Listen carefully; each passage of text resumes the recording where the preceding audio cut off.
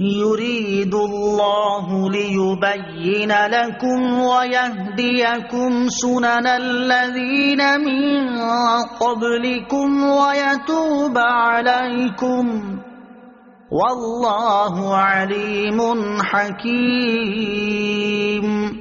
ترجمہ: اللہ چاہتا ہے کہ اپنے احکام تمہارے لیے بیان کر دے اور تمہیں تم سے پہلے لوگوں کے طریقے بتا دے اور تم پر اپنی رحمت سے رجوع فرمائے، اور اللہ علم و حکمت والا ہے۔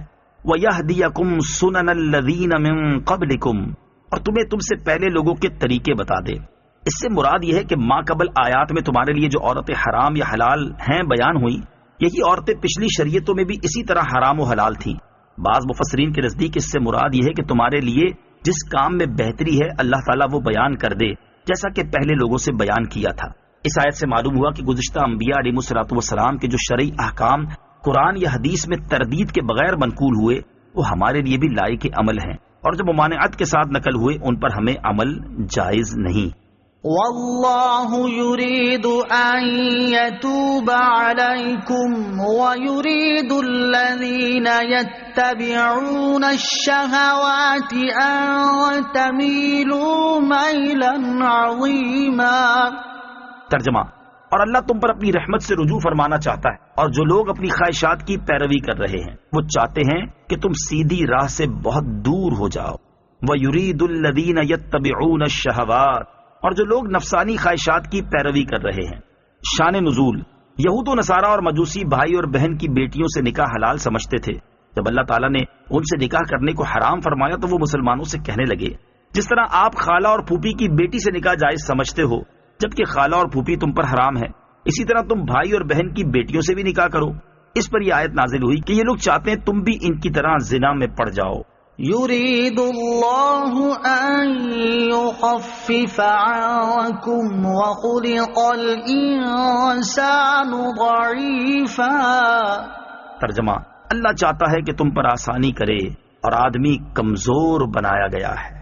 یرید اللہ ان یخفف عنکم، اللہ چاہتا ہے کہ تم پر آسانی کرے۔ اللہ عز و جل اپنے بندوں پر آسانی چاہتا ہے، اسی لیے انہیں نرم احکام عطا فرماتا ہے اور کئی جگہ رخصتیں عطا فرماتا ہے۔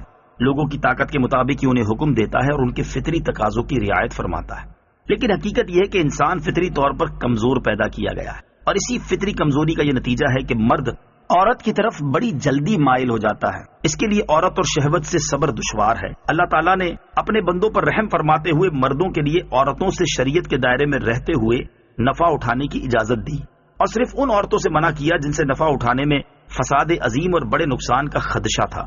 اسی لیے متقی، پرہیزگار اور گناہوں کا تقاضا اور موقع موجود ہونے کے باوجود گناہوں سے بچ رہنے والے اللہ عز و جل کی بارگاہ میں بڑے محبوب ہیں کہ انہوں نے اللہ عز و جل کی رضا کے لیے اپنی کمزوری کا مقابلہ کیا اور اپنی خواہشات کو پس پشت ڈالا۔ ترغیب کے لیے ایک ایسے ہی متقی بزرگ کا واقعہ پیش خدمت ہے۔ مشک کی خوشبو میں بسے ہوئے بزرگ۔ بصرہ میں ایک بزرگ مسکی یعنی مشک کی خوشبو میں بسا ہوا کے نام سے مشہور تھے۔ کسی نے بااسرار اس خوشبو سے متعلق پوچھا تو انہوں نے فرمایا، میں کوئی خوشبو نہیں لگاتا، میرا قصہ بڑا عجیب ہے۔ میں بغداد معلیٰ کا رہنے والا ہوں، جوانی میں بہت حسین و جمیل تھا اور صاحب شرم و حیا بھی۔ ایک کپڑے والے کی دکان پر میں نے ملازمت اختیار کی۔ ایک روز ایک بڑھیا آئی اور اس نے کچھ قیمتی کپڑے نکلوائے اور دکاندار سے کہا، میں ان کپڑوں کو گھر لے جانا چاہتی ہوں، اس نوجوان کو میرے ساتھ بھیج دیں، جو کپڑے پسند آئیں گے وہ رکھ لیں گے، پھر ان کی قیمت اور بقیہ کپڑے اس نوجوان کے ہاتھ بھیج دیں گے۔ چنانچہ مالک کے دکان کے کہنے پر میں بڑھیا کے ساتھ ہو لیا۔ وہ مجھے ایک عالی شان کوٹھی پر لے آئی اور مجھے کمرے میں بٹھا دیا۔ کچھ دیر بعد ایک نوجوان عورت کمرے میں داخل ہوئی اور اس نے کمرے کا دروازہ بند کر دیا، پھر میرے قریب بیٹھ گئی۔ میں گھبرا کر نگاہیں نیچی کیے فوراً وہاں سے ہٹ گیا، مگر اس پر شہوت سوار تھی، وہ میرے پیچھے پڑ گئی۔ میں نے بہت کہا کہ اللہ عز و جل سے ڈرو، وہ ہمیں دیکھ رہا ہے، لیکن وہ میرے ساتھ منہ کالا کرنے پر مصر تھی۔ میرے ذہن میں اس گناہ سے بچنے کی تجویز آئی تو میں نے اس سے کہا، مجھے بیت الخلاء جانے دو۔ اس نے اجازت دے دی۔ میں نے بیت الخلاء میں جا کر دل مضبوط کر کے وہاں کی نجاست اپنے ہاتھ، منہ اور کپڑوں پر مل لی۔ اب جو ہی باہر آیا تو میری عاشقہ گھبرا کر بھاگی اور کوٹھی میں پاگل پاگل کا شور اٹھا۔ میں نے وہاں سے بھاگ کر ایک باغ میں پناہ لی، غسل کیا اور کپڑے پاک کر کے وہاں سے چل دیا۔ رات جب میں سویا تو خواب میں دیکھا کہ کوئی آیا ہے اور میرے چہرے اور لباس پر اپنا ہاتھ پھیر رہا ہے اور کہہ رہا ہے، مجھے جانتے ہو میں کون ہوں؟ سنو، میں جبرائیل علیہ السلام ہوں۔ جب میری آنکھ کھلی تو میرے سارے بدن اور لباس میں خوشبو آ رہی تھی جو آج تک قائم ہے، اور یہ سب حضرت سیدنا جبریل امین علیہ الصلوۃ والسلام کے ہاتھ کی برکت ہے۔